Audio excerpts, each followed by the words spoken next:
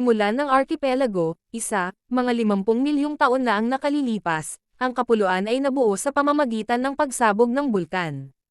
Humigit kumulang 30,000 taon na ang nakalilipas, ang mga pinakaunang naninirahan ay dumating mula sa mainland ng Asia, sa ibabaw ng mga tulay na lupa na itinayo noong panahon ng yelo.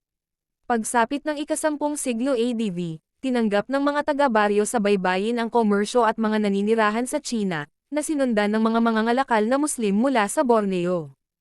Ang mga unang naninirahan sa Pilipinas ay may lahing Mongoloid na namamayani ngayon. Pagtuklas sa Pilipinas ng paglaganap ng Islam mula sa Borneo hanggang sa gitna ay hilagang mga pangalan ay naantala ng pagdating ng mga Kristiyanong Espanyol. Isang Portuges na eksplorador na naglalayag patungong Espanya, na pinangalanan ang mga isla sa pangalan ni Haring Philip II ng Espanya.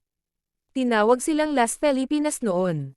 Pagsapit ng 1830s, ang kultura at kaisipang Espanyol ay tumagos sa kulturang Pilipino hanggang sa ang mga mamamayang Pilipino ay nagsimulang mag-isip tungkol sa paglaya mula sa Espanya. Ang pamahalaan ng Espanya ay nagpaunlad ng agrikultura ng mga Pilipino hanggang sa puntong ito ay sapat na sa sarili. Matapos ang ilang pagtatangka sa pagsasarili, at ang katumbas na bilang ng mga kalupitan sa bahagi ng Espanya, nagsimulang magsalita ang mga nasyonalistang Pilipino. Isa sa pinakatanyag noon ay si Jose Rizal. Nag-aral siya ng medisina sa Universidad ng Santo Tomas sa Pilipinas at Universidad ng Madrid. Sumulat si Rizal ng 2 mahahalagang nobela na naglalarawan ng mga pang-aabuso sa pamumuno ng mga Espanyol. Bagamat ipinagbawal ang mga aklat, ipinuslit ang mga ito sa Pilipinas at malawak na binasa.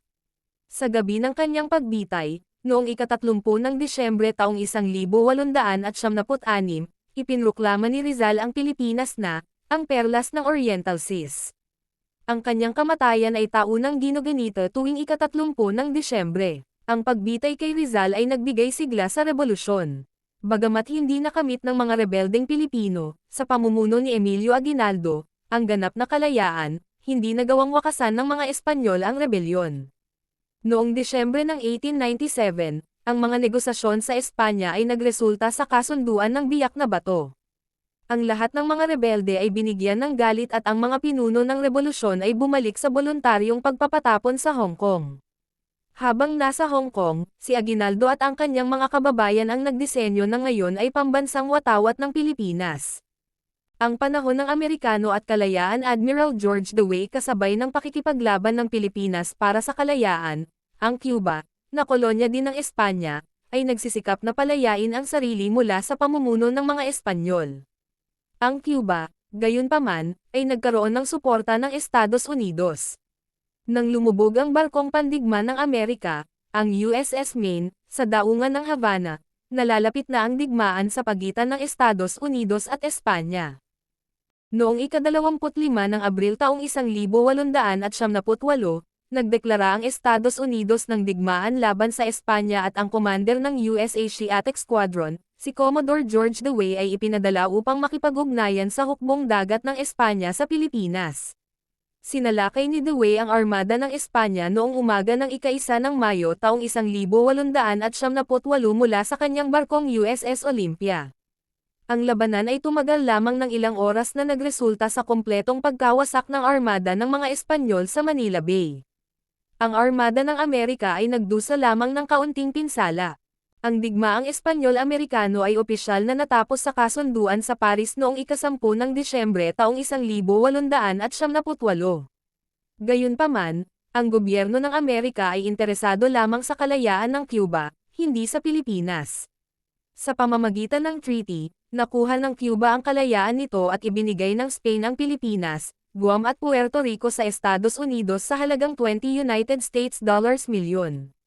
Dahil sa sarili nitong kasaysayan ng kolonyal na rebolusyon, ang opinyon ng Amerikano ay hindi komportable at nahahati sa moral na prinsipyo ng pagmamay-ari ng mga kolonyal na dependency.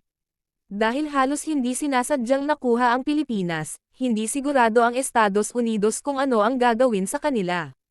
Noong ika-20 ng Enero taong 1879, hinirang ni Pangulong McKinley ang unang komisyon ng Pilipinas, Sherman Commission, upang gumawa ng mga rekomendasyon. Ang kasunduan sa Paris at ang mga sumunod na aksyon ng Estados Unidos ay hindi tinanggap ng mga Pilipino na hindi man lang kinonsulta. Nagsimula ang digmaang kalayaan ng Pilipinas noong ika-4 ng Pebrero taong 1879 at nagpatuloy sa loob ng 2 taon.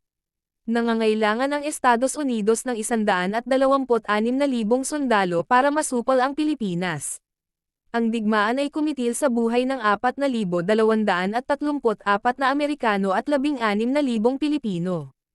Ang Commonwealth ng Pilipinas ay itinatag ng pamahalaan ng Estados Unidos noong 1935 na may layuning maibigay ang kalayaan ng mga Pilipino sa loob ng 10 taon. Gayunpaman, noong ika-8 ng Disyembre taong 1941 10 oras pagkatapos ng pag-atake sa Pearl Harbor, sinalakay ng militar ng Hapon ang Pilipinas. Ang mga puwersa ng Estados Unidos sa ilalim ng pamumuno ni General Douglas MacArthur ay umatras sa Java noong ika-12 ng Disyembre taong 1941. Nangako si MacArthur, babalik ako. Tinupad ni General MacArthur ang kanyang pangako at bumalik kasama ang isang napakalaking puwersang amphibious sa isla ng Leyte noong Oktubre ng 1944. Sa sumunod na 4 na buwan, nilusob ng mga puwersa ng US, sa tulong ng mga gerilyang Pilipino ang hukbong Hapones. Pagkatapos ng digmaan, ibinalik ng United States ang pamahalaang Commonwealth bago ang digmaan. Pagsapit ng 1946 ang Pilipinas ay nagbago mula sa isang Commonwealth tungo sa isang malayang republika.